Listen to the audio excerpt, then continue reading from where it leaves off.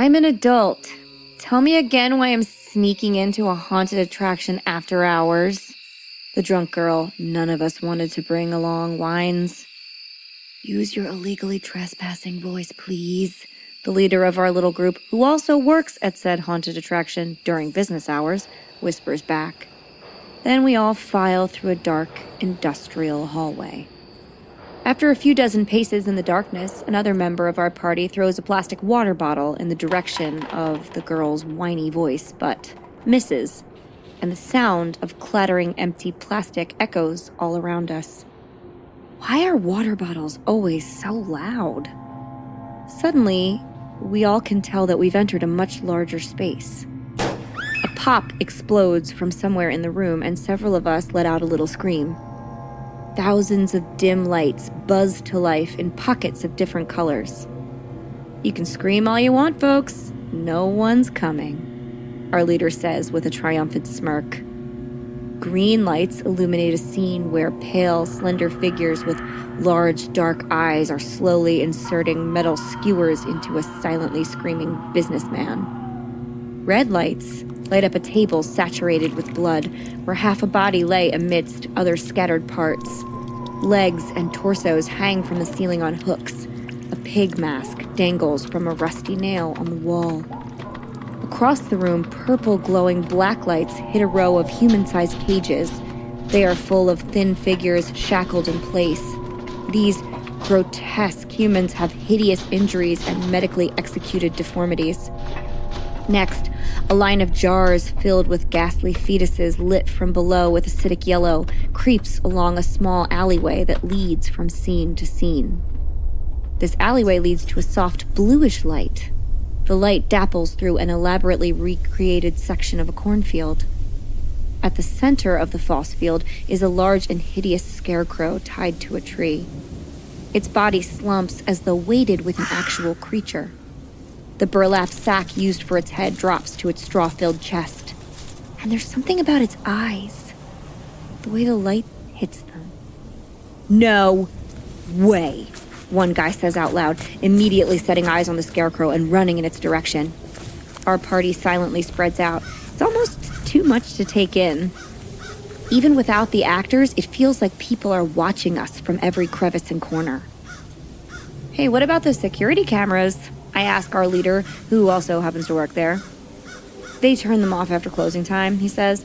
I think they're really only worried about employees getting handsy or people getting hurt or passing out. That is a catastrophic pain in the ass. Suddenly, a loud crash comes from the direction of the scarecrow, and we all look. Some of us scream yet again. A member of our party is on the floor underneath the scarecrow that is broken in half. Shit, our leader says as he heads over to the scene. Sorry, the man on the floor half-heartedly sputters, but the damage has been done. We all run over to see if we can be of assistance, but when we draw near to the assumed straw man, one by one we see that he wasn't straw at all. Inside the supposed prop is a shriveled human body. The white of its spine is visible through the moth holes in its ancient jacket. What the fuck? Somebody whispers, and our leader picks up the top half of the scarecrow, opening the jacket to reveal thousands and thousands of tiny rust-colored letters on the cream-colored lining. They spell out, "Help me," over and over and over again.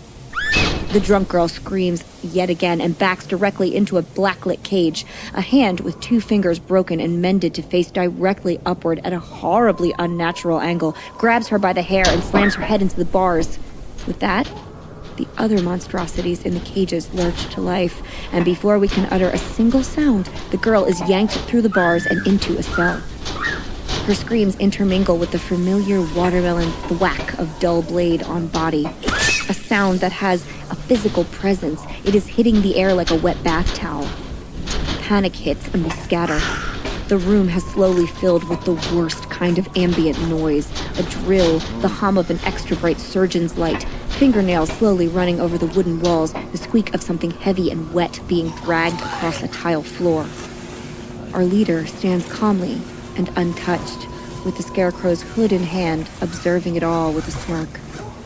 I look to my right and see the half body on the butcher's table is twitching. It locks eyes with me briefly, and I know I need to run. I turn around, but smack into the figure wearing the pig mask. He raises a hammer over his head, and then the room goes black. When I come to, everything is blurry. I can feel the heat of my own breath on my face, and I can barely see. My eyes are sticky, and my face is wet. 2 bright tunnels appear before me. No. If I move my head just a little, I notice they're eye holes. My head is covered in some kind of hood. I struggle to move, but I am bound around the middle with a length of rope. My legs and arms are secured to something as well. My hearing is slowly returning, and I can just make out the dull hum of conversation. There are people in this room. Help me! I shriek in a ragged voice, and a scream comes from my immediate left. Oh my God! The teenage girl who has entered my eye hole's view says, "That fucking scarecrow gave me a heart attack." I must be near the scarecrow. I maneuver my head so that I can see down just through my hood, and my stomach flips in sick recognition when I see the thousands of rust-colored letters on my jacket's cream-colored lining. I am not near the scarecrow. I am the scarecrow. I see my friend, who works for the haunt, slowly walk by. You can scream all you want. Nobody's coming, he says under his breath and smiles. I'm Holly. I'm Leslie. And we would be dead.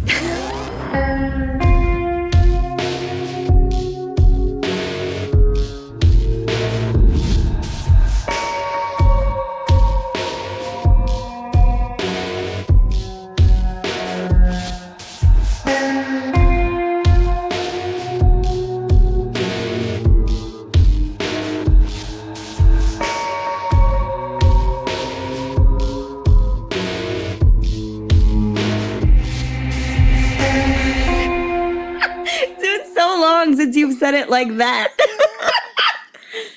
You. Yeah, that's a creepy one. Holly. I didn't write an opening last week, so I felt compelled to go like super hard this week. God. I hope like somebody she knows comes through at some point and she's like, Charlene, I'm your neighbor. And she'd be like, I think somebody's there. I love that her name is Charlene. Charlene, it's Kristen. Like, somebody let fucking me out. save Charlene. Yeah. Jesus. No, Charlene's the woman. Oh, Kristen's like her neighbor. Yeah, Kristen's under the hood. Yeah. Hey, Leslie. Hey, Holly. Hey, Fiends. Happy September. Whoop, whoop. Yes, it is spooky season. Woo. Because it's spooky for 2 months over here. 3 months. Yeah, November's really scary. November. Thanksgiving, so scary. Yeah. Terrifying for the Indians. That's very true. Yeah. I thought it would be fun to kick all of this spooky stuff off this year with a story that begins in a haunted house.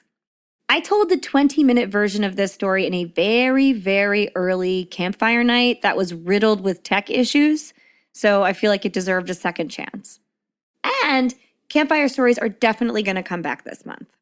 School is coming back. I have a little more time to plan and write, and that means you guys are going to get more content. We didn't go on summer break, but we definitely went on summer scale back. Mm-hmm. Yeah. But it's all over now. I'm not going to dance around it this week. I want to do so many cool things this fall. Leslie doesn't even know about all of them. I don't. I want to do a lot of them. What are we doing? You'll find out later. There are a lot of plans in the works and tentative engagements set up, but we cannot make these things happen without evidence that we have actual followers who love us out there in the world. So if you have not done so already, please, please, please, please, please head on over to Apple Podcasts and leave us a 5-star rating and or a friendly review. I swear to you, it matters way more than anyone thinks. Ratings and reviews open doors, plain and simple. Do you trust the can opener on Amazon that has 4,000 reviews that average to 4.8 stars? Or the one made by Jeff from Costco that has 4 reviews, all 5 stars, all from his mom? Mm-hmm. But if his mom's using it. Listen. Case in point. Please help us out. Validation is the sincerest form of flattery. I freaking love a validation. I love it so much. And thank you to everyone who has already done this for us. We do have a whole bunch, but more is more is more is more. More. More. And if you want a little more, we would be dead in your life. You can head on over to Patreon, where for a little monthly donation, you will receive access to our extra monthly minisodes, our patrons-only podcast 30-minute horror movies, a little gift from us, oncoming discounts in our merch store. We have some video recaps coming for just our patrons too, so there'll be like the little kind of review and wrap up afterwards. We're trying to start that tonight. We're going to see how it works, but we want to give you guys some like weekly little brief videos just for fun, so you can feel like you're part of the process. So I'm excited about that. You also get an on-air toast dedicated just to you and more. And if all of that is a little too much for you, you can simply share anything on our social media feed to your social media feed. Tell us when you're listening, post about your favorite episode, tell your friends, tell your neighbors, tell the therapist you definitely needed to see after listening to last week's episode. Woo! A lot of you told me how sad it was. It was sad. I know. We were sad too. Then your friends and that kind and helpful therapist can become fiends, and we can all hang out together. What's the therapist's name? Charlotte. Good one. Thanks. Charlotte's helping us out. So be on the lookout for our September live stream Campfire Stories event. Should we bring John back for this one, do you think? That might be fun if he's available. You available, John? Let us know. I know. I think we should. John, I hope you're free. We miss you. What's he doing? I don't know. Well, he's doing wigs for Elf. Yeah, he's making cake pops. Yeah, man. John, this is just a plug show for you. Yeah. But anyway, I'm hoping we're going to be able to do that. And I think that's all I have for this week. Leslie, do you have anything to add before we begin? Man, I'm still just thinking about Kristen under that scarecrow hood. It's no good. I picture it as like a burlap sack with holes in it. Yep. Me too. It's terrible. All right, then. On with the show. On December 8th, 1976, the television show The $6 Million Man was filming its 4th season. For those of us who don't know, like me, do you know what The $6 Million Man is? No. Okay, me neither. I didn't either. The $6 Million Man was a wildly popular television show about former astronaut U.S. Air Force Colonel Steve Austin, which that rung a bell. Mm-hmm. The premise goes like this. After a NASA test flight accident, Steve Austin is rebuilt with superhuman strength, speed, and vision due to bionic implants and is employed as a secret agent by a fictional U.S. government office titled OSI.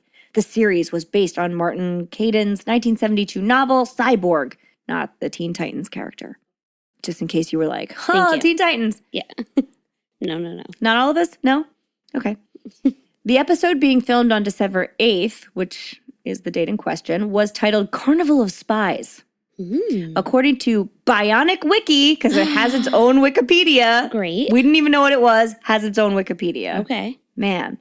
Quote, Professor Ulrich Rau, an East German scientist credited with designing their go-to air weapon system, fakes a heart attack and slips away from high-level scientific conference just a few days before the test flight of the United States' new B-1 bomber.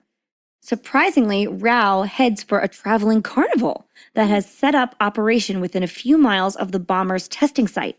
Mystified by Rau's choice of entertainment, Steve attempts to cut through a tight web of security presented by the close-knit carnival people in order to learn of Rau's mission. He finds that the carnival is disguised as a ground-to-air missile site, but will Rau use the tilt-a-whirl to sabotage the B-1? What is happening? I just love close-knit carnival people. I know. They didn't want to say carnies at all. No. Absurd. I had to read that whole thing because it was so crazy that it made me feel very strongly about all of us knowing that information. Why did we need to know this? Had to. Okay. Because it's nuts. It only sets the tone for the rest of this, which just gets way crazier than that. The director of said absurd episode of The $6 Million Man wanted to film in a real traveling carnival, but settled for the very stationary laugh-in-the-dark funhouse at the Pike Amusement Park in Long Beach, California. The Pike had been around since 1902 and was nearing the end of its life, unfortunately, closing finally in 1979. Laugh in the Dark, the funhouse or haunted attraction, as we now call them, at the Pike was one of the oldest of its kind, featuring a laughing Sal at the entrance. What's a laughing Sal, you might ask? Oh, no, nothing. Just a terrifying, nearly 7-foot-tall animatronic papier-mâché woman that moves back and forth and plays phonograph records back to back to back of a woman maniacally laughing. Nope. It's awful. If you want to see Laugh in the Dark's actual laughing Sal, she's still on display at the Musée Mécanique in San Francisco. She is horrifying. Who was the original Sal? Just a doll. I don't know who she was based on. It doesn't say. Yeah. She looks like, do you know like the Asbury Park, that mural of like the redheaded face? She looks like a female version of that in doll form, but very tall and laughing. I don't like it. Yeah, it's terrible. I think it's Tilly in Asbury Park is what they call that painting. Anyway, if you know what I'm talking about, you know. She's horrifying, but she's also the precursor to all of the animatronics we know and love in Disney World's Disney World and Land, and they're all their rides. Had to get land in there. Judging by Laughing Sal's age, the fact that all original Sals were made around the same time, we can interpret that Laugh in the Dark was built in the 30s because there's no record of when that particular attraction came up. And so it's safe to assume that with original parts and characters, that by 1976, this was one creepy, dated, dark ride. Yeah. Haunted attractions, though, have their own really fun history. Leslie, do you want to tell us a little bit about that? Get us a little in the spooky mood? I sure do. You know how much I love haunted things. You hate them, but anyway, this is going to be fun. Great. Okay, so haunted houses go back as far as the Egyptians. Ooh! Not that they were trying to create any attractions, though. The Egyptians developed ways to protect their treasures and dead royalty. They would provoke fear in people by creating mazes, moving walls, self-opening doors, and traps using creatures that shall not be named, and insects. Oh, I know what you're talking about. Yeah. I hate them. You can say them, but I put want one to. in the opening, didn't I? I don't remember. I probably blocked it out. Oh, no. Talking about something different. You're talking about the forest creatures. Ugh. Okay. Okay. Greeks and Romans also forged a path for haunted attractions with their folklore consisting of mazes and labyrinths filled with monsters. Because they were also theatrical people. Indeed. They developed special effects to represent monsters and beasts, as well as devices that we still use today, like fog, trapdoors, ghostly images, and fake blood and gore. Although I'm sure that some of the fake blood was probably like pig's blood. Probably. I want to know how they created ancient Greek fog. I know. What did you guys do? I ran out of time, but I did. They just have like a block of ice that they blew hot air onto or something? During the Dark Ages, Europe went from Celtic and pagan to practicing Christianity. These Christians also enjoyed traveling around and performing plays to spread the good word. These plays were mostly biblical stories and included many of the scarier scenes to frighten the audience into staying pious. And though this technique worked slightly, those who attended really enjoyed the scares and gore. And so these plays remained pretty popular. Okay. And in 1802, Madame Tussauds created... I love Madame Tussauds. Me too.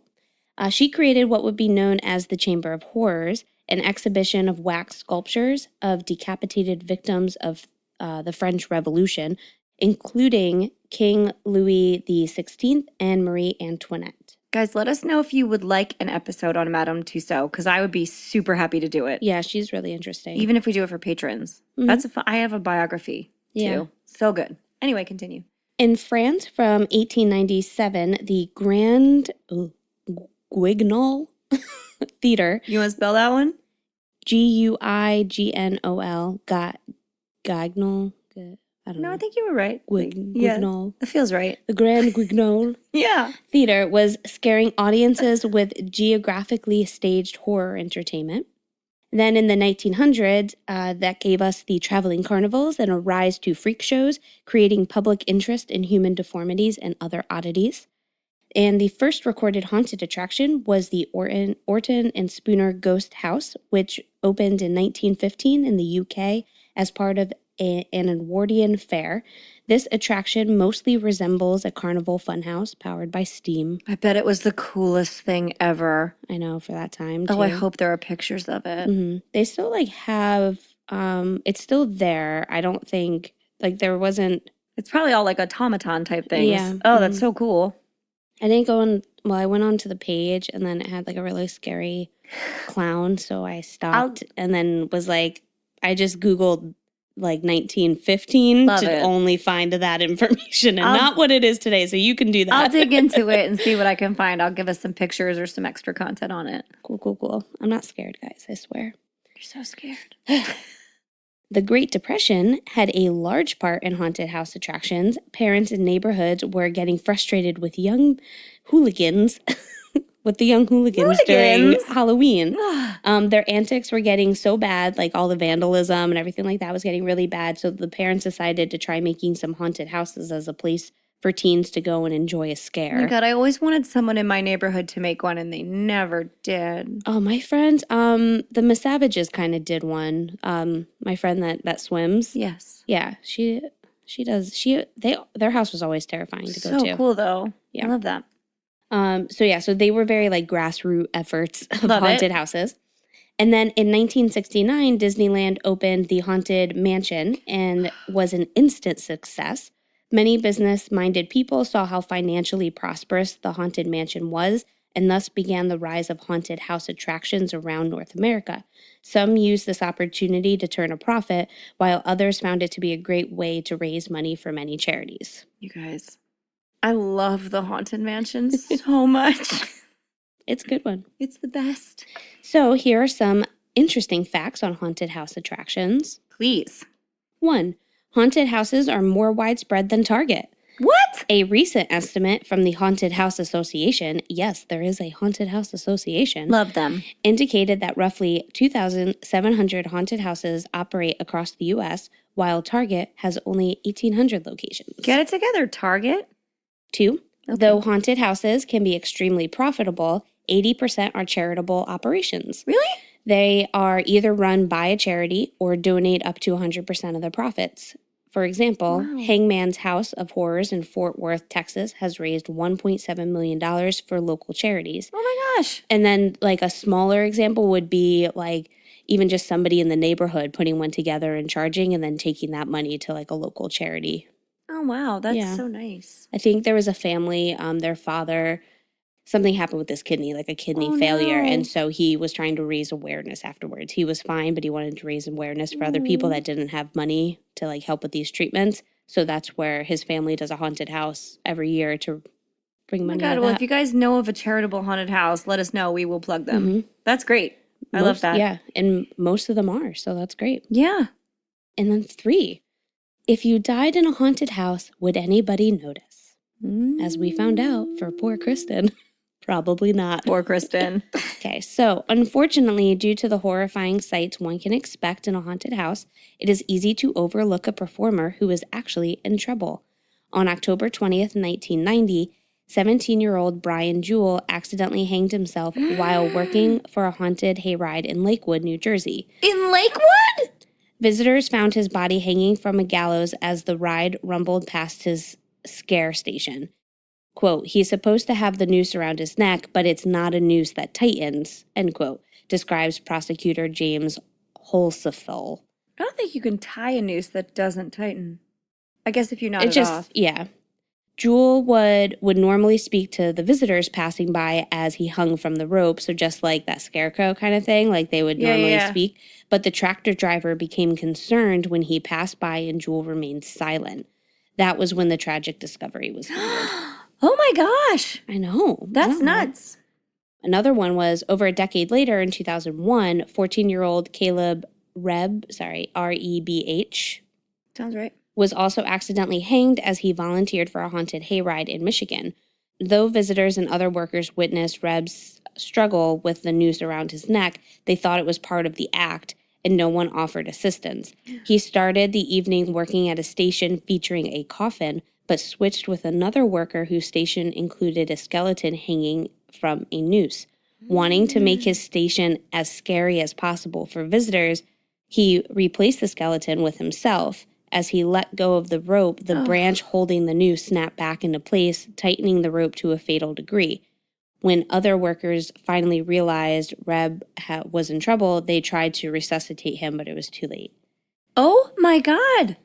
Horrible, right? Also so appropriate to this week's case. And another decade after that, 17-year-old Jessica Rue accidentally hanged herself as part of a display, although luckily she survived. Oh, phew. On her second day working for Creepy World in Fenton, Missouri, Rue was stationed in a room by herself with a bathtub and a noose hanging above. Somehow, Rue became tangled up with the noose and it tightened around her neck. The exact details remain a mystery as Rue spent the following 3 days in a coma and suffered memory loss upon waking up. Despite lasting effects after the fact, she was able to return to school, make up the time she had lost, and graduate with her class on schedule. Oh my gosh. So, like, if you work at a haunted house, do not put a rope around your neck. Yeah. Just don't do it. Here's the thing. A noose is an extremely mobile slip knot. If you know how to tie a noose, which I taught myself how to do just because I feel like I should know how to do that, you'll know that it adjusts even faster than a normal slip knot. That's why it works the way it does. It's meant to just slide really fast. So if you have an actually tied noose, it is not safe in any way. It is super fast closing, and it's gonna react before you can. Right. So like never play around with the hangman's noose. Right. Just don't do it. Also, we have a lot of friends, or fiends, I should say, that do work or have worked in haunted attractions. So if you have stories, you have ghost stories or a creepy story or anything like that coming from a haunted attraction, please send it to us. Or if you even have like information on like if you have something with a noose, is there different protocols on? Is it like more of a prop? Yeah, how do they Does make it sure not it's sealed actually? off? It can't be active. Yeah, exactly. Like, do they? Yeah, what do they do? Yeah, so give us your haunted attraction stories. Send them. We have a Gmail, right? What's our Gmail address? We would be deadpodcast@gmail.com. Send them to that address. I would love to do like a little special on haunted attractions. If you guys have stories, we'll read them. So send them to us. Just decided that off the cuff. Okay, so thank you, Leslie. That was fun. So back to the $6 Million Man. The crew of the show entered the old funhouse to set up their shoot. Since it was crammed with display items that they had slowly accrued through the years, the crew knew that they would have to place cameras carefully and perhaps move a few of these crumbling old pieces in the process. When they settled on a location for their scene, they noticed one prop literally hanging in their way. It was the hanged man figure. Also, thank you for saying hanged every time. You're welcome. A grotesque day-glow orange painted dummy that hung on a makeshift gallows. Why orange? Well, in recent years, at this time, black lights had been added to the attraction so that a lot of the items received a coat of reactive paint to freshen up its look. Black lights were wildly popular in the 60s and 70s, so gotta stay current. Throw some black light paint on your stuff, which is like still pretty. I think that's why I hate haunted houses, because then I'm always like, I'm in a black light, and then like you have to dress appropriately, and it's still like you have to worry about your teeth. Is still black lit. Oh yeah. Oh my God, your teeth are always weird. It's like I never want to open my mouth. Agreed. So because this prop was hung from the rafters by a noose, a crew member had to get up on a ladder to remove it. And so the man climbed up the ladder and grabbed the rubber dummy by the arm to move it towards him. In doing so, the dummy, which was much heavier and more still than they thought it might be, just like unmoving, it gave way and its arm broke off in the crew member's hand. Ooh. Yep. A bit stunned, the man looked at the arm that was now independently swinging in his hand and noticed that protruding from the fractured area was a very real human bone and what was clearly desiccated human tissue. Ew. Stunned, the man looked up to see more of the same at the site where the arm broke from the body. Layers of paint, wax, varnish, and then more blacklight paint flaked away from the break. Gross. The man climbed down and showed the discovery to the rest of the crew and then walked over to the nearest payphone, because it's 1976, and dialed 911, who sent over emergency services. Which it was for that. Yeah. Like a little late for those guys. When the ambulance pulled up, they were like, this isn't us. You called the wrong people. No, the crew received them and joked that they had better get ready to treat a dehydration victim. No. Yes. Oh, that's really funny, but terrible. Dark, but funny. Yeah. Before showing them the mummified remains. Shortly thereafter, the police showed up on the scene. The body was taken to the Los Angeles County Coroner's Office, and on December 9th, Dr. Joseph Choi carried out what I can only assume was the strangest autopsy of his career. He was probably like, oh man, really? Or maybe he was like, oh cool, dried out, not as gross. Yeah. Difficult though. I wish all my patients could be as still as this one. Why aren't you all as dried out? Yeah. Dr. Choi discovered that what they had found was indeed the body of a human man, and that he had died from a gunshot wound to the chest a great many years ago. Interesting. I know. The body had been completely petrified and then covered in wax and layers of phosphorus paint, the kind that will like really hit under a black light. The body weighed about 50 pounds, and at that point was 63 inches tall. That's 5'3" for those like me who do not do immediate math in their heads. Thank you. No problem. He was missing his fingers, earlobes, all the cartilage of his ear, so it's just like a little canal was there, and big toes. Ooh. I know. I hate dead people's feet. I hate all feet, so there you go. But miraculously, he still had some visible hair. Nope. That's also the worst. On the sides and back of his head. I know. Once you're dead, you should have no hair. That's terrible. In our cadaver labs, they would cover the hair, but every once in a while, especially like with a woman, you would see, and that still continues to grow, I believe. So like, no, your tissues shrink, so it looks like it's coming out, but really it's just what was underneath coming forward more. I gotcha. So, but yeah, there's a couple I can still picture. That's why the death mask I have freaks me out, because it has the woman's hair cut off and put in the wax. Right. You touched it. I didn't touch it. You sure did. You held it. Why do I forget these things? I have a terrible memory. I mean, this is why I'm glad I do a podcast, because I listen back and I'm like, I remember now. You guys should watch our old live shows on YouTube, because Leslie touches it. A death mask that I have in my house. I guess I should watch it. You should. That my husband gave me for Christmas, and I was freaked out by. Ooh. Anyway. Upon examination, it was clear that there had actually already been an autopsy performed on this man at the time of his death, and that he had been embalmed. So, how did a man who had clearly been at a funeral home at one point come to rest in a funhouse a great many years later? The mystery only grew as the examination continued. Okay. Tests conducted on the petrified tissue revealed that the presence of arsenic, which is why you should always wear gloves when handling ancient dead things or embalming tools, and arsenic was only present in embalming fluid until the late 1920s. Tests also revealed tuberculosis in the man's lungs, bunions on his feet, and several rather large scars. So this is an identifiable body, has a lot of distinguishing characteristics.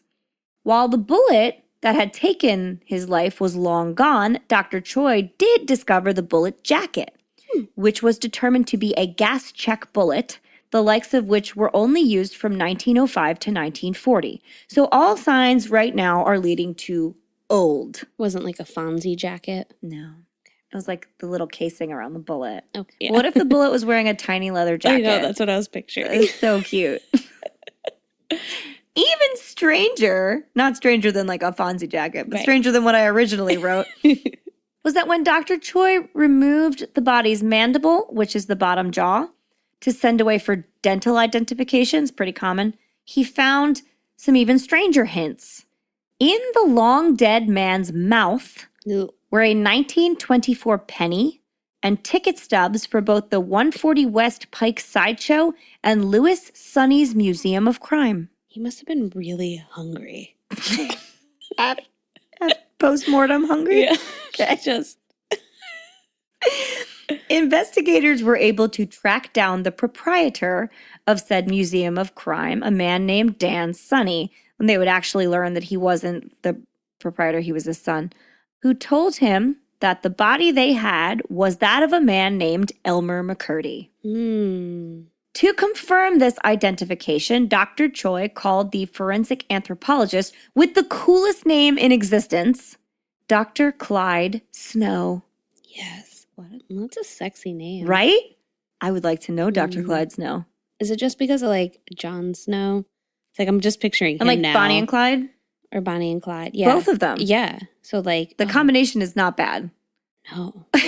So, like, if Bonnie and Jon Snow had a child and she was just like, but I miss my lover Clyde, and then they named it Clyde Snow. I'm here for that and person. That's our anthropologist now, forensic anthropologist. He's amazing.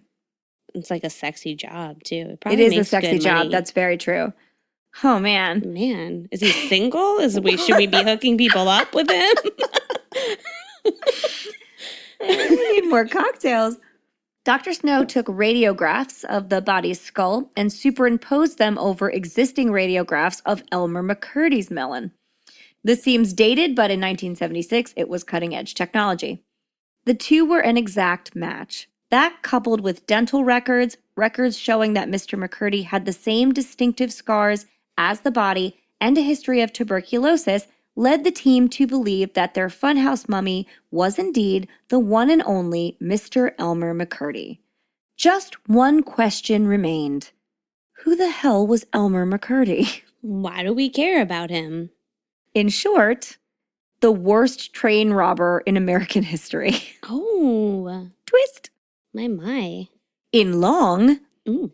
Elmer McCurdy was born in Washington, Maine, a rural town by 2010 standards, so I imagine it was downright remote back on January 1st, 1880, when Elmer was born. Mm-hmm. Leslie, why don't you tell us a little bit about 1880 to get us in the old-timey spirit? Sure, this is my favorite year. Perfect. Great. So 1880 was part of the Gilded Age in America, which occurred from the 1870s to about the 1900s. We talked a little bit about the Gilded Age during Lizzie Borden. Perfect. It was a time of rapid economic growth, especially in northern and western United States. Which we are going to be in. As American wages grew much higher than those in Europe, especially for skilled workers, the period saw an influx of millions of European immigrants. The expansion of industrialization led to more jobs and a wage growth of about 60% for men, women, and children. Wow. Everything was going well. Well, not really. While some Americans were becoming... Never mind. While some Americans were becoming wealthy or wealthier, the Gilded Age was also an era of abject poverty and inequality as millions of immigrants, many from impoverished regions, poured into the United States, and the high concentration of wealth became more visible and contentious. And so, Charles Darwin's idea of survival of the fittest became a social term, and I feel like America still runs on that theory now.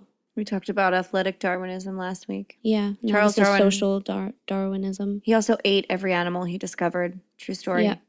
Anyway. Yeah. But in other 1880 news, yes, on June 1st, the first payphone in the U.S. is installed in New Haven, Connecticut. And we talked about a payphone already. Yeah. Amazing. We also talk about, like, learning a trade. You're killing it. Wild. On June 12th, pitcher from Worcester Ruby Legs, Lee Richmond, throws first perfect game in the Major League Baseball history in a 1-0 win over Cleveland Blues at the Agricultural County Fairgrounds, Worcester, Massachusetts. Oh, I thought that was cool. That is cool. Lee Richmond also played for the Boston Red Sox, for those who care. Go sports. For our Canadian listeners, "Oh, Canada," beautiful, became the national anthem of Canada on July 1st, 1980. Oh, 1880. 1980. They waited so long. I feel like I tried to correct 1980 to 1880 so many times, and that's what was left. I didn't do my job. Fair enough. You're doing good. But did you know, Holly? Probably not. It was originally sung in French, which kind of makes sense. Mm-hmm. It wasn't until 1908 that they had an English translation. And then it went through like several different translations. And then we have what we have now. Interesting. I think. Canadians, you can correct me on that. Oh, I hope we have Canadian fans. We do. Amazing. Dr. Emily Stowe becomes the first woman licensed to practice medicine in Canada. Ooh. So go Canada.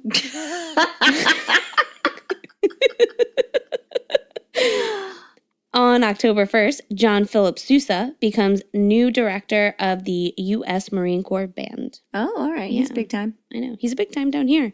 Yes, he is. Yeah. Whew. Last but certainly not least, Not. on December 20th, New York's Broadway is one of the first electrically lit streets in the U.S.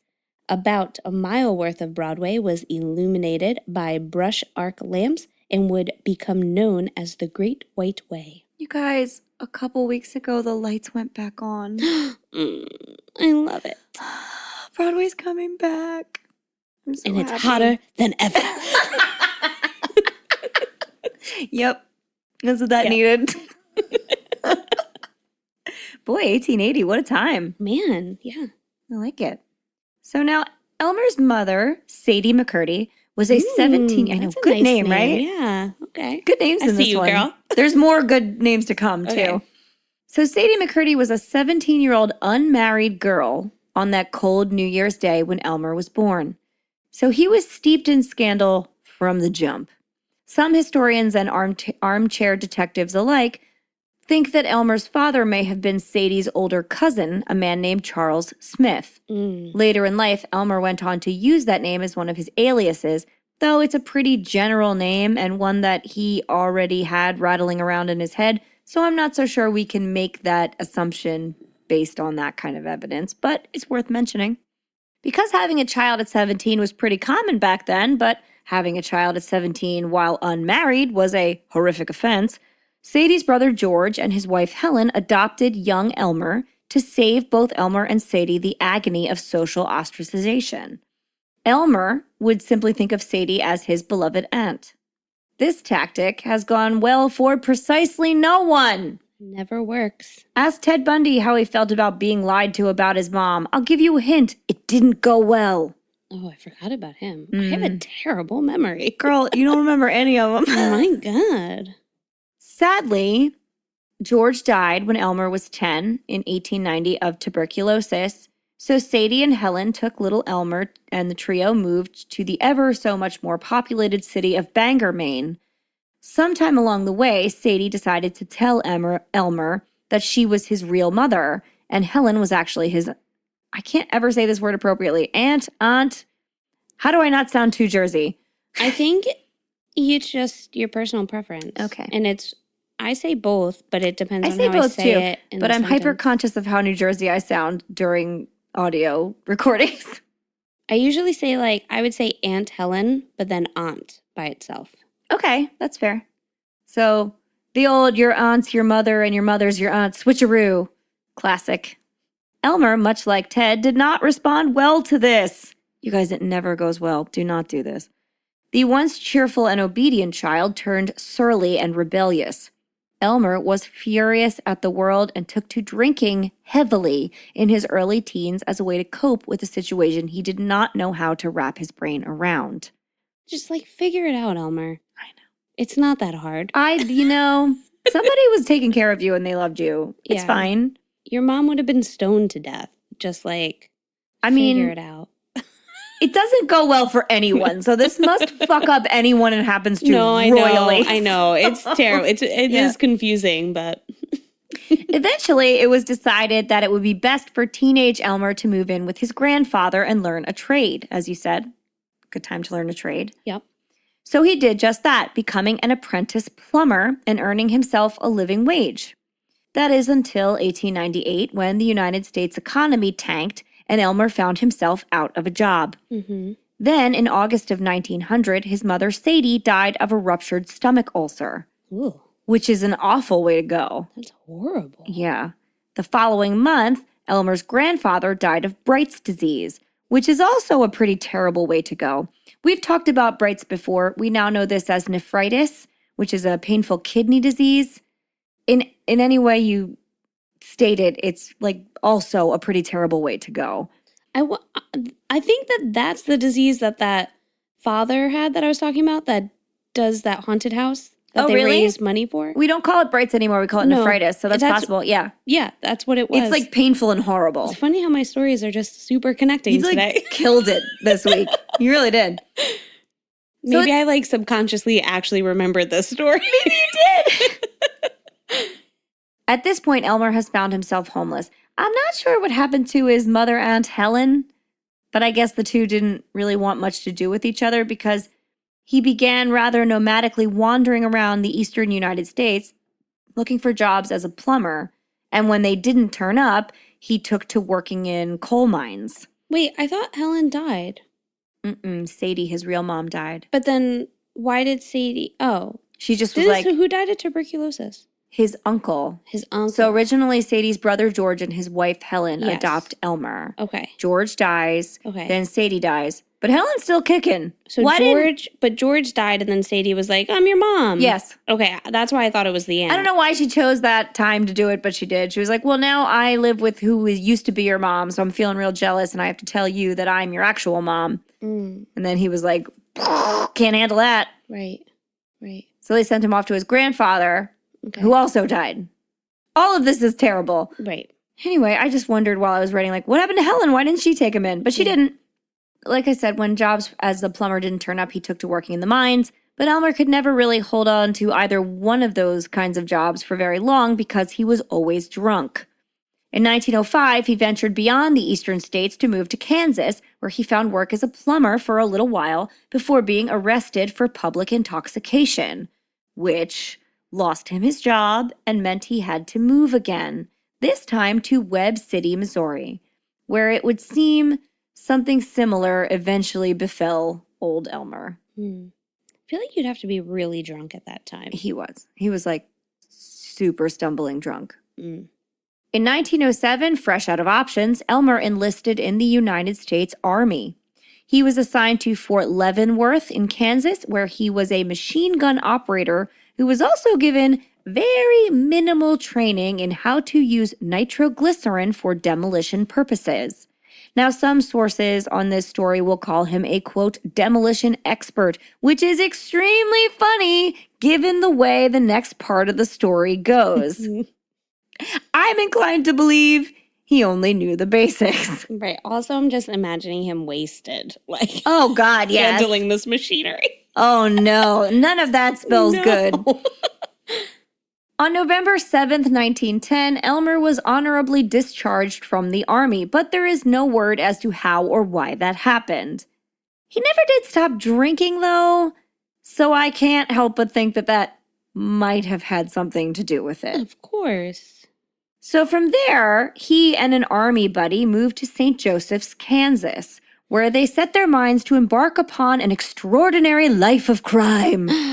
Fancy. It was extraordinary, all right. 12 days after they arrived in St. Joseph's, the boys were arrested for carrying, quote, burglary paraphernalia, which meant chisels, hacksaws, funnels, nitroglycerin, gunpowder, and empty money sacks. I really want to believe that these were like burlap bags with a $sign painted on the front of them in black. 100%. Right? How else does one know that they're money sacks? Right. But, the boys told the judge that they weren't robbing nobody. They were just using that stuff on a brand new foot-powered machine gun they were busy inventing. Well, that's cool. If you're 10. Yeah. Because there was really no proof of a crime, Elmer and his pal were found not guilty, although I'm pretty sure the judge was like, keep an eye on those two idiots on their way out of court. But he was probably like, keep an eye on them, but like they're also drunk, so they might be trying to build this thing. They really might be trying to build. I'm still not convinced they weren't. They may have been. Yeah, to use in their robberies. Yeah, their of course. life of crime. I mean, it was still crime, but they could have also been slightly telling the truth. Sure. Deciding then and there that narrowly escaping the law for carrying a bag of real shady stuff made them geniuses who could get away with anything, Elmer and his friend decided to enter the business of poorly robbing banks and trains. A common thief was a dirty occupation, but bank robbers and train robbers? They were celebrities. Yep. Now, we discussed the glamorized criminals of this time period in our episode on Bonnie and Clyde, and I suspect it was this kind of life that Elmer had envisioned for himself. But Clyde Barrow was a slick, bloodthirsty, and fearless man, and Elmer McCurdy was not. So So now, just for funsies, before we get into the thick of it, Leslie, can you give us some fun facts about train robbery?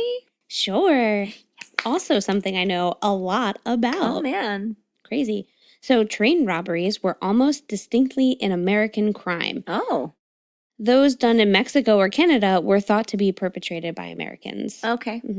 During the years after the Civil War, much of the nation suffered a period of unemployment and lawlessness, spawning several notorious desperados and outlaw gangs. Many of these train robbers were once highwaymen who robbed stagecoaches and horse-drawn carriages.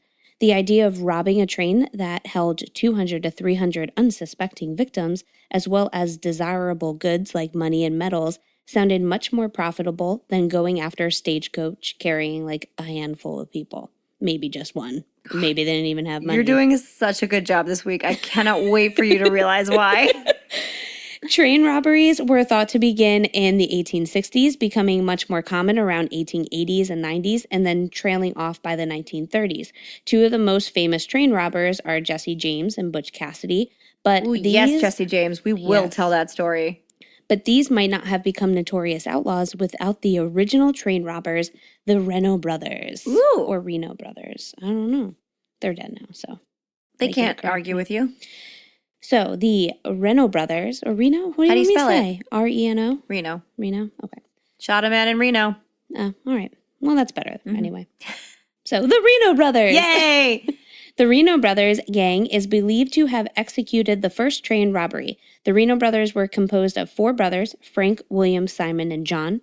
On October 6th, 1866, they boarded an eastbound Ohio and Mississippi Railroad passenger train near Seymour, Indiana, and entered an Adams Express Company car. Then, wearing masks and toting guns, they tried to break into a safe. Some accounts mention that they were able to get one of the safes open while tossing another out the window to open later, but other accounts say it was just the one safe they had time for, and after having trouble opening, William tried shooting his pistol at it with no luck. It just was like, bang, bang. So I could just see them like going like real crazy in there and then be like, we can't get it open. He's like, move aside. Pew, pew, pew, and he's like, it's not working. Yep. So running out of time, they tossed the safe out the window and they followed, jumping off the train and making an easy getaway. They ran off with over $10,000. Unfortunately for the Reno brothers, they were quickly identified by authorities because they were pretty popular thieves in the area. Celebrities. Yeah, right? The railroad companies hired Pinkerton detectives to find the perps, and after some tracking, they were able to capture John Reno during another heist of County Treasury in Missouri at the end of 1867, so like a year later. By May of 1868, he pleaded guilty of that crime and was sentenced to 25 years in prison. So just of that, like, treasury heist, not this other one. Mm-hmm. Meanwhile, his brothers were continuing to rob trains, one of which earned them $96,000, which is more than, like, Jesse will ever get. Holy moly. Or Butch Cassidy. But not before they beat a guard with pistols and crowbars. So they end up, The guard died 6 days later, so now there's like a dead guard in this one, right? That's a very Bonnie and Clyde moment, too. Mm-hmm. Yeah. So the Pinkerton detectives set up a trap to capture the Reno brothers by starting a rumor about a train carrying a big gold shipment. Oh my God, this all fits in so well. Without fail, the Reno brothers showed up to get paid, and they were instead greeted by the Pinkerton detectives and taken into custody. Before the brothers could go through a proper trial, like 5 days later, a group of locals who knew that the guard had died, and they like knew him well, decided to take matters into their own hands. Heartbroken and wanting justice, the group of vigilantes yanked the three brothers out of jail and hanged them. Ooh. Frank and William were said to have gone rather quietly, but Simon put up a fight lasting 30 minutes before succumbing to the rope. Oh, I love that name, Simon. Yeah. Such a good name. So yeah, that was my train wreck. Wow. That's a good story. And I will say here and now, the next time, because we've mentioned Pinkerton detectives before, the next time we talk about them, I promise to do a piece, like a little side piece explaining them. Okay. They're a thing. Yeah. They're very interesting, but we've never like That's never been one of our rabbit holes before, and I realize Yeah. it should be at some point in time. Mhm. So anyway. I know. I almost like didn't put them in, and then as I was like doing the story, I almost just put like detectives because I didn't think it they're a mattered. thing. But then I like as I was doing the story, I was like, no, like they were hired by the railroad company. Yeah. Like they probably did a bunch of other ones. I have definitely mentioned them before Yeah. without explanation. Mhm. So that's a little like exciting next time for you guys. Mm. We'll do Pinkerton. Not the album. That's Pinkertown. That's Pinkerton. It's a great album. It is. Well, now that we're in the mood for high-speed crime, let's get back to Elmer. Elmer knew that with his extreme cleverness and advanced knowledge of nitroglycerin, he could for sure expertly crack safes and get away from crime scenes unnoticed. Great. That's how that goes, right? Yeah. The thing is, Elmer just really liked blowing things up. Mm-hmm. Okay. He liked it too much, which frequently led to way bigger explosions than he anticipated. But he was probably like, cool. Well, not so much. Okay. In March of 1911, having relocated once again to Lenape, Oklahoma, Elmer and three other men, decided that they were going to rob the Iron Mountain, Missouri Pacific train. Oh. The Missouri Pacific was one of the first railroads in the United States. It was a big, well-known company that eventually went bankrupt and was bought out by Union Pacific during the Great Depression. I tell you this because this was not a casual, low-key backcountry train. It was a major cross-country railroad. So, like a real good starter train for Robin. Right. Yeah. Aim high, you know? Shoot for the moon. Yeah. Put it on the vision board and go for it. Big-ass train. Robin that shit. Yep. But Elmer was an ambitious man who had heard that the safe on board contained $4,000. Rumors about train money everywhere. Right. Which in today's money would have been $118,568.08. So, a real pretty penny. Right.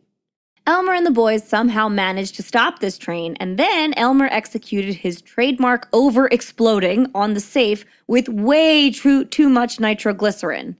The safe and most of the money therein was completely destroyed. All the paper money burned up on impact, and so Elmer and his friends walked away with just $450 in silver coins, which doesn't sound bad until you find out that the coins had melted into a giant glob that partially fused with the remains of the frame of the safe. Oh. So Elmer and the boys had one giant paperweight and $0. They just destroyed a full safe of money. They're just like, guys, look at my wad. We got this. It's huge. We did it.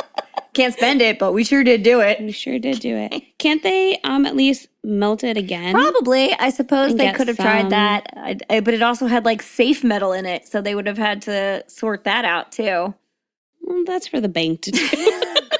That's for the silver selling folks. Yeah. All right. But if at first you don't succeed, blow more shit up super hard. Okay. Is what I always say. Yeah. Forever. That's what I always say. Yeah, it's a good motto. That's what I said. Like live Blow shit right up. Live right Super by hard. it. Yeah. So in September of 1911, Elmer and two new accomplices decided to rob the Citizens Bank in Chautauqua, Kansas. I say the Citizens Bank and not Citizens Bank because this is when every town just had one bank for its citizens. Aw, adorable. And it might be Chautauqua. I'm sorry if I mispronounce your town name. I'm trying super hard, you guys.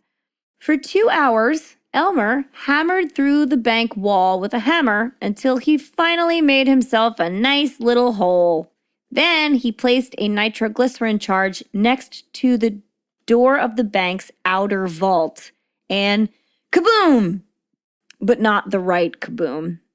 The blast only blew off the outer vault door, which rocketed its way through the bank, destroying the entire bank lobby and leaving the safe fully intact and locked up tight. Well, that's a good safe. It just blew the outer door outward. Out. It didn't even touch the safe. Oh my God. This was no Did good. it take him? That'd be so funny if it took him with it. No, he was just standing there staring at it like, oh no. Bummer. Well, see you guys tomorrow. walks through the rubble and then tried to blow up the safe itself, which worked so well for him the last time. But the nitroglycerin charge he set up for the safe wouldn't ignite. Mm-hmm. At this point, the rest of the gang had kind of lost faith in Elmer and got a little nervous. Their lookout ran away into the night, and Elmer and his 2 accomplices scavenged for what they could find that had been left outside of the safe, and then fled the wreckage with about $150 in coins. Unmelted this time. The 3 men then hopped a train over state lines and split up. Elmer went to Oklahoma, where he was able to stay at his friend Charlie Rivard's ranch in the hay shed. Once, I'm in the hay shed. Good times. He said, she said. Once there, Elmer laid down and drank heavily day and night for the next few weeks until he ran out of non-melted money. On October 4th, Elmer decided that he couldn't live in a hay shed anymore, and so he planned another robbery. Elmer and 2 new friends, because once you rob anything with Elmer, you never go back, were going to rob the Katy train after hearing that it was carrying $400,000 in a cash payment intended for the Osage Nation.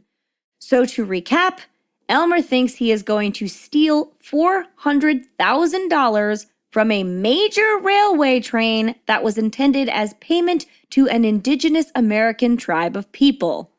Not good. He's peachy. But don't worry for the Osage Nation. Well, not because of Elmer McCurdy. It was really Lewis and Clark that started doing the Osage dirty back in 1806, but that's another story for another time. Anyway, this time, Elmer and the boys managed to stop the wrong train. Oh. Instead of the train with the big important safe, they stopped a passenger train. Well, it's like they just all look alike. It's hard to tell. They left with $46, 2 demijohns of whiskey, an automatic revolver, and the train conductor's watch. I think that's a win. I mean, it's more than they had going in. Yeah. And they got some experience. Exactly. It's on their resume. Yeah. Perfect. A newspaper account of the robbery later called it, quote, one of the smallest in the history of train robbery. Well, there you go. That's something. You're the ist something. Yeah. It's all we can all aspire to be. But it still worked. Yeah, I still want to be the ist. Yeah. Anything. There you go. Yeah. So on October 6th, 1911, Elmer returned to his pal Charlie's hay shed with his stolen whiskey in despair. This go-around, however, was shaping up to be much rougher than his previous hay shed bender, as he had developed severe symptoms of tuberculosis, which he had developed after spending a considerable amount of time working in coal mines. On top of the consumption, Elmer also had mild pneumonia, which because of the TB was sure to rapidly become deadly. He also had trichinosis. Trichinosis is a parasitic roundworm you get from undercooked pork, which is why I will not eat any medium rare pork. The symptoms are not pretty. They are Oregon Trail levels of dysentery unpretty. So it can be assumed that Elmer was having a pretty wretched time in the hay shed. Was he like losing weight though? Huh. Was it like one of those parasites? Well, he had it for such a short amount of time. I don't think he... Also, like, he's already not much, so... Yeah. He doesn't have far to go. The night of his return, he stayed up drinking for quite some time with a few ranch hands before falling asleep in the hayloft in the early morning hours. What Elmer didn't know was that he wasn't as stealthy as he thought. Oh, wait. Ranch hands, right? Yes. I thought you said ranch hens. I was like, he's just hanging out with the hens. What if he's just drunk with a bunch of chickens? Yes. I love that idea. And they were drinking too, so they're drunk chickens? Perfect. I had a wonderful image in my head. I keep it. It's so good. It's no more ridiculous than the rest of this story. Let's put it that way. In the 2 days since he bungled that train robbery, it had come to light that Elmer was the man to blame for this incident, mainly because he did nothing to hide who he was. I wouldn't put shouting, "I'm Elmer McCurdy and I'm robbing this train," past him. But authorities were now looking for him, and a $2,000 reward had been issued for his capture. In the early morning hours of October 7th, 3 sheriffs, brothers Bob and Stringer Fenton and Dick Wallace, tracked Elmer to the hay shed using bloodhounds. They surrounded the hay shed and waited for daylight, An unnecessarily dramatic step, in my opinion, given that Elmer was notoriously awful at everything and in a horrible condition. I don't even think they needed to have a reward. No, they could just be like, get that guy. Yeah. It's fine. Just wanted this man. Kind of wanted. Kind of. Like, you'll feel good about yourself if you take care of that guy. The smallest bank robber in the He's world. not And be like, guys, no, I robbed the smallest amount. I'm not the smallest. Smallest amount of money. The smallest. Except for he was 5'3", according to his skeleton. So he I am small. He was the smallest. Oh, man. In an interview featured in the October 8th, 1911 edition of the Daily Examiner, Sheriff Bob Fenton told reporters, quote, "It began just about 7 o'clock. We were standing around waiting for him to come out when the first shot was fired. It missed me, and he turned his attention to my brother, Stringer Fenton. He shot 3 times at Stringer, and when my brother got under cover, he turned his attention to Dick Wallace. He kept shooting at all of us for about an hour, so I guess Elmer was really trying in the very end." Maybe he did build that gun. Maybe. Operating it with his foot. Yeah. We fired back every time we could. We do not know who killed him on the trail. We found one of the jugs of whiskey, which was taken from the train. It was about empty. He was pretty drunk when we rode up to the ranch last night. I bet he killed himself by accident. He might have. Just I'm firing everywhere. With his foot gun. Pew, pew, pew, pew, pew, pew. That's Elmer McCurdy's t-shirt. Elmer McCurdy. Pew, pew, pew. Pew, pew, pew. Pew, pew, pew, kaboom. Oh, it's like the Elmer Fudge, but it's him. Pew, pew, pew, kaboom. Yeah. I would wear that shirt. Now, Elmer, as we know, was killed by a single gunshot wound to the chest, which he apparently sustained while lying down. He was just 31 years old. Well, at least he went down in a blaze of glory. Kind of. Pew. But that, pew, pew, kaboom. But that is far from the end for Elmer McCurdy. Oh, yeah, we're just starting the actual story here. In fact, it is just the beginning. After the shootout and autopsy, the medical examiner handed Elmer over to Pawhuska, Oklahoma undertaker Joseph L. Johnson. Since no one immediately claimed Elmer's body, who could really do that without incriminating themselves, he didn't have any family in the area, and local news did not travel that far back then, so nobody claimed him. Helen was nowhere to be found. I know, Helen's just wandering off into the night sky. I don't know. So since nobody claimed him, Joseph Johnson embalmed Elmer with arsenic-based fluid that was designed to keep a body for a long period of time. This was typically used when the police could not locate a next of kin. Joseph then gave Elmer a shave, dressed him in a suit, and stored him in the back room, figuring that someone would come for their long-lost relative eventually, and then he could hit him with the bill. So there Elmer sat, in the back room of Johnson's funeral parlor for months and months and months, unclaimed. Probably looking the best he's ever had. In his whole life, probably. Yes. He was in his prime. Yeah. In a suit, face shaved, best life. I have pictures of it so you can see. I don't need to. He doesn't, these pictures aren't horrible. They get worse. It's not like the woman from No, The Gross Love. it gets worse than that, but you know, they don't start bad. This pissed Joseph Johnson right off. He had spent time and money on this body, given it a suit, and stored it for quite a long time. And so Joseph Johnson said he wasn't releasing the body to anyone for free and that he would make his money back on this macabre investment somehow. Get it, girl. I'm imagining like Tan from Like Queer Eye Tan? Yes. Like, I put this whole outfit together. I did his hair. God damn it. I would love Tan France to play Joseph Johnson. That would be amazing. So anyway, Joseph Johnson took Elmer's suit off and dressed him in some secondhand street clothes he had collected in the past from other residents of this home for the recently deceased. He then propped him up in the corner of the funeral home, placed a rifle in his hands, and advertised him as, quote, the bandit who wouldn't give up. Yeah. Little did he know how on the money he was with that statement. Sometimes he changed it up and called him, quote, the mystery man of many aliases or the Oklahoma outlaw, and sometimes simply the embalmed bandit. Joseph Johnson would charge the general public a nickel a view to behold old Elmer, and often the guests were told to put their admission money directly into Elmer's mouth. Hence, the penny Dr. Joseph Choi discovered all those years later. Mm-hmm. Elmer became rather popular, and Joseph Johnson made a little name for himself, enough of a name for carnival and sideshow promoters to start showing up at his showroom in Pawhuska, Oklahoma, looking to buy old Elmer for their traveling shows, but Joseph wouldn't have it. It seemed the show business was easier and paid better than embalming had. But then, on October 6, 1916, a man contacted Joseph Johnson. He said he was Elmer's long-lost brother Aver from California. Now, we know that Elmer had no brother and was from Maine, but Joseph Johnson didn't know that. And if Elmer's relatives did find Joseph Johnson, they might consider what he did with their long-lost brother's body to be a crime, because it was.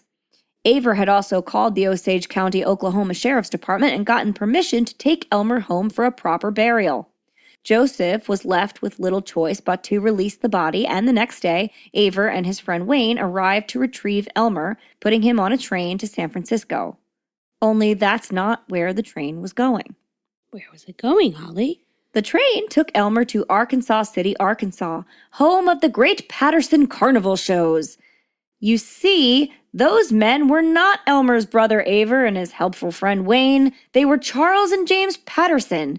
James owned the traveling carnival, and his brother Charles had come to him a few days earlier with a proposal. He heard about Elmer and thought that he would be a nice money-making addition to their traveling show, and he was right. I want you to picture a Dust Bowl-era carnival and sideshow, like HBO's Carnival or American Horror Story Freak Show. That's it. That is exactly Patterson's traveling show. Elmer was exhibited in their collection of oddities, dear God, do I love a collection of oddities, as, quote, the outlaw who could never be captured alive, until 1922, when James Patterson sold the contents of his strange gallery to Louis Sonny and his Traveling Museum of Crime. Dear God, do I love a traveling museum of crime. And now we have a Sonny in the mix. Indeed. Louis Sonny mostly exhibited wax replicas of famous outlaws like Bill Doolin, a la Madame Tussauds, and Elmer gave his outfit a little credibility. Okay. Then, in 1928, Elmer was rented out by the Trans-American Foot Race and displayed in their accompanying sideshow. What a bizarre combination of things. People running from New York to California and also a sideshow. Wait, actually, sorry, I need to ask a question. Sure. Okay, so what's his name? Not Avery. The first guy? The brother, Aver? Aver. So he knew that this was a real body, but did Sonny know? They all knew it was a real body. Oh, they did? Okay. Yeah, at this point in time, it's very clearly an embalmed real human body. Okay. It's just that wasn't super uncommon in sideshows back then. Right. It was like a commodity. Okay. So, rented out by the foot race. Needless to say, the race also had more than a few casualties of its own. In 1933, Elmer was rented out once again, but this time to a filmmaker named Dwayne Esper. He was to be displayed in promotion of Dwayne's new film, Narcotic. There's an exclamation point, so it's narcotic. At this point, old Elmer had seen better days. He was basically a mummy, completely dried out by time and chemicals. His skin was hard, dark, and shriveled, but this worked in Dwayne Esper's favor as his film was a drug addiction exploitation film, and he concocted a story that Elmer was, quote, a dead dope fiend that Dwayne claimed had ended his own life, surrounded by police who had caught him robbing a pharmacy. Again, not incredibly far from the truth, but still, it's not like he knew that. Dwayne Esper said that Elmer's mummification was a side effect of drug abuse. People were to believe that he had been walking around like that just a few days prior. You know, a human raisin robbing pharmacists the country over. Gross. Yeah, you could be alive and have that skin. That's bananas. Narcotic is a wild film, by the way. It tells the story of a promising young medical student who becomes addicted to opiates and then travels through opium dens and sideshows before shooting himself in the head. Okay. I don't know, Mr. Medical Student. Opium dens and sideshows sound pretty cool to me. Yeah. Elmer was then returned to Louis Sonny until his death in 1949. Louis Sonny's not Elmer's, who is clearly already dead. When Elmer was placed in a storage facility with the rest of the waxworks in Los Angeles. I hope it was air-conditioned.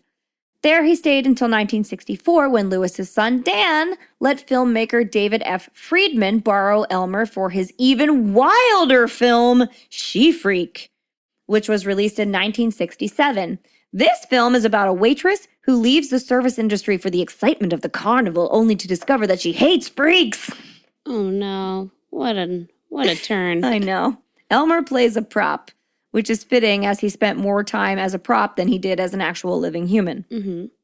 Then in 1968, Dan Sunny sold Elmer and the Wax Outlaws for $10,000 to another human blessed with an amazing name, Spoony Singh. Ooh. So good. Who owned the Hollywood Wax Museum. And she then turned around and gave them to 2 Canadian men who exhibited the show along with Elmer at Mount Rushmore. But while on display there, Elmer was damaged in a windstorm. This is when he lost his ears, fingers, and big toes. And after that, he was deemed too gruesome to display to the general public. So, Spoony Singh sold Elmer to Ed Learsh, part owner of the Pike Amusement Park in Long Beach, California, who painted him day-glow orange, slung a noose around his neck, and hung him up in Laugh in the Dark, his rather historic haunted attraction, and we are back to where we began. Did he know that it was a real body? I don't know. It is unclear because he bought him with a suite of wax dummies. So he could have thought that this wasn't actual, that they were just all wax dummies. Right. Right, because at this point it wasn't like Elmer McCurdy. Right, and one would think that if he knew what he had and he was putting it in a funhouse, he would have done a little better than like hanging it from the rafters. Right. After Elmer was identified and his stranger-than-fiction story hit the news, more than a few funeral homes called the Los Angeles County Coroner's Department and offered to give Elmer a final resting place free of charge. But LA County officials held out to see if they could find any of Elmer's family before he was turned over to unfamiliar hands yet again. Fred Olds, who represented the Indian Territory Posse of Oklahoma Westerns, eventually convinced the chief medical examiner coroner for Los Angeles County to allow him to bury the body in Oklahoma. Don't know how he did it, but he did. After further testing to ensure proper identification, Fred was allowed to take custody of the body. On April 22, 1977, a funeral procession was conducted to transport Elmer back to the Boot Hill section of the Summit View Cemetery in Guthrie, Oklahoma. Boot Hill is the name of the section of cemeteries in the western United States that were devoted to famous gunfighters, those who, quote, died with their boots on. An upside-down cowboy boot is permanently affixed to the ground in front of Elmer's gravestone. I'm pretty sure he would be proud. I bet you he didn't have his boots on. I don't know. Maybe he didn't. He was laying down, apparently. Yeah. A graveside service attended by approximately 300 people. Among the 300 were most of the crew members on the $6 Million Man. Was carried out. Elmer was buried next to another outlaw, Bill Doolin, whose wax figure he had sat next to in the Museum of Crime for a great many years. Well, that's adorable. Isn't it? It's so sweet. He's probably like, hey, friend. Yeah. To ensure that Elmer's body would not be stolen and exhibited yet again, the coroner had 2 feet of concrete poured over his casket. Elmer had finally come to rest. And that is the wild and spooky story of the worst train robber in American history, Elmer McCurdy. Oh my gosh. I hope you enjoyed it because it's one of my favorites. Oh, how wild. Isn't that a wild story? Yeah. It's wild. Every time I hear it, it's wild. Twice now. Toast? Toast. Oh, man. I would say Elmer, but he was like not a great guy in life. He tried. He sure did. He tried to not be great, though. Because to his mom, Sadie, who had him like really young, although she wasn't great either. I don't know. She turned him over and then 10 years later was like, oh, I regret my decision. I'm your mom. She owned up. I don't know. There aren't a lot of real winners in this situation. I don't know. To you, Holly, for your wonderful storytelling. Thank you. I guess how about Clyde Snow? The Clyde Snow. The forensic anthropologist with the best name in the world. Yes, sir. Who found out who Elmer was, who identified his body. Yes. Clyde Snow. And we have a new fiend this week, a new patron. Sandra Roberts. Yes. She is a best fiend forever. Yes. And if you sign up as a patron, immediately after this, we are recording a video for you, which will be our reactions on this week's case and all the crazy stuff therein. So if you're not a patron, you should join because it's going to be real fun. Real fun. Real fun. This is the and more part. It is. Mm-hmm. And if we had trichinosis, tuberculosis, and loved blowing things up poorly, we would be dead.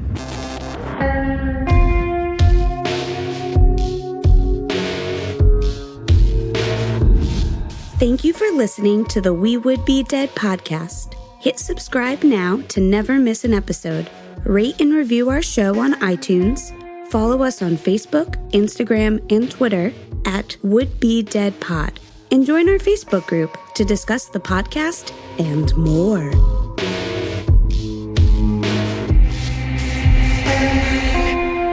If you work at a haunted house, do not put a rope around your neck.